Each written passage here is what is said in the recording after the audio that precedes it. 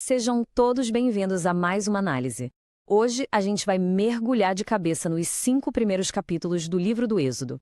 O cenário está montado tatinho para uma daquelas narrativas históricas super cinematográficas e, claro, cheias de drama. É literalmente a história de um povo inteiro, um império que não brincava em serviço e uma colisão de vontades absurda que ecoa até hoje. Então bora lá que a gente não tem tempo a perder. Para começar, imagina só essa cena, meio que uma abertura de filme mesmo.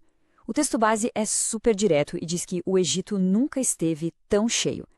E as fontes mostram que o povo de Israel estava crescendo sem parar, não só em números, mas em força mesmo, sabe? Era uma presença marcante e constante. E adivinha? Foi exatamente essa presença gigantesca que começou a botar o terror na galera que estava no poder do Egito. Essa explosão demográfica virou do dia para a noite o pior pesadelo daquele império. Seção 1. O medo do faraó. A paranoia do poder. Observando tudo lá do alto daquele palácio gigante, o imperador olhava para essa multidão e pensava numa coisa só, que eles eram uma ameaça letal ao próprio trono. Em vez de tentar governar na paz, com estabilidade, ele deixou que o medo absoluto de perder o controle ditasse um monte de políticas estatais brutais. Aquele medo, de repente, virou uma opressão institucionalizada e pesadíssima. E os relatos documentam uma escalada de horrores que é de arrepiar. Olha, não foi uma coisa que aconteceu do dia para a noite, foi todo um processo. Primeiro, o barulho dos chicotes cortando o ar virou rotina. Depois, as correntes começaram a prender as mãos e os pés do povo. O trabalho ficou infinitamente mais pesado, as jornadas pareciam não ter fim, e a dor virou meio que o pão de cada dia. Mas, por incrível que pareça, o povo continuava crescendo. E é justamente aí que a gente chega no clímax sufocante dessa crueldade toda. Aquela ordem terrível para simplesmente aniquilar e matar todos os meninos hebreus que nascessem. O que nos leva à parte 2, o príncipe fugitivo, a identidade fraturada. Diante daquela ordem de extermínio absurda do faraó, a história muda um pouco de lente. A gente sai do palácio e foca numa mãe completamente desesperada, mas decidida a resistir. Com o coração na mão, ela decide desafiar o sistema. Num ato extremo de coragem, ela coloca o bebezinho dela num cesto e entrega para a correnteza do rio Nilo. Sabe, aquele cestinho minúsculo não carregava só uma criança indefesa. Ele estava levando a bordo o destino de uma nação inteira. E é aí que entra uma reviravolta irônica que beira o inacreditável nessa história. As águas do Nilo levaram o bebê exatamente para as mãos de quem? Da filha do próprio faraó.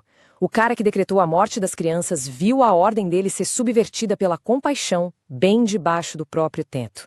A princesa salva a criança e dá a ela o nome de Moisés, que carrega esse significado bem literal e profético de "porque das águas foi tirado".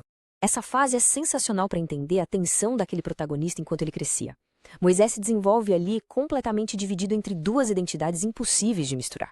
De um lado, ele é um hebreu de nascimento carregando o sangue daquele povo que está sendo massacrado e escravizado, mas do outro lado ele é um egípcio por criação, vivendo no bem bom com todos os privilégios da realeza que justamente chicoteava o próprio povo dele. Sem tirar nem pôr, a definição de alguém preso num fogo cruzado entre dois mundos em colisão. Bom, e é claro que essa corda bamba não ia aguentar para sempre, né? A queda dele é super rápida e, infelizmente, bem violenta. De um bebezinho salvo num cesto, ele vira o todo-poderoso príncipe do Egito. Mas aí tudo desmorona. Quando ele vê um egípcio batendo num hebreu, Moisés age totalmente por impulso e mata o agressor. Naquele exato segundo, não tinha mais volta.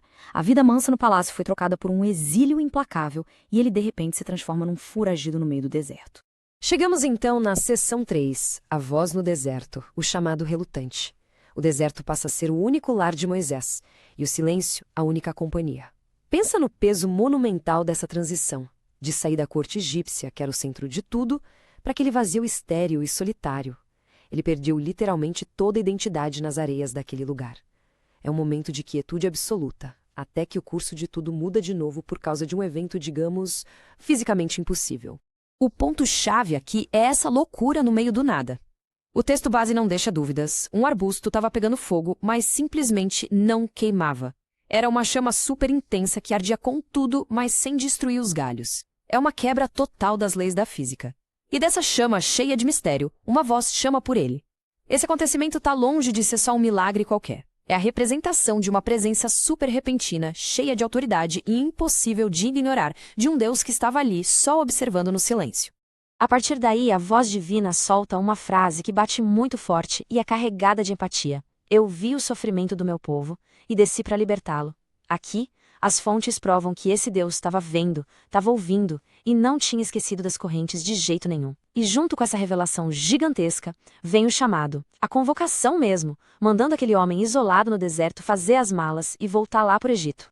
Só que a resposta do Moisés é bem reveladora. Ele simplesmente diz: eu não sei falar. A narrativa faz questão de mostrar essa hesitação super-humana.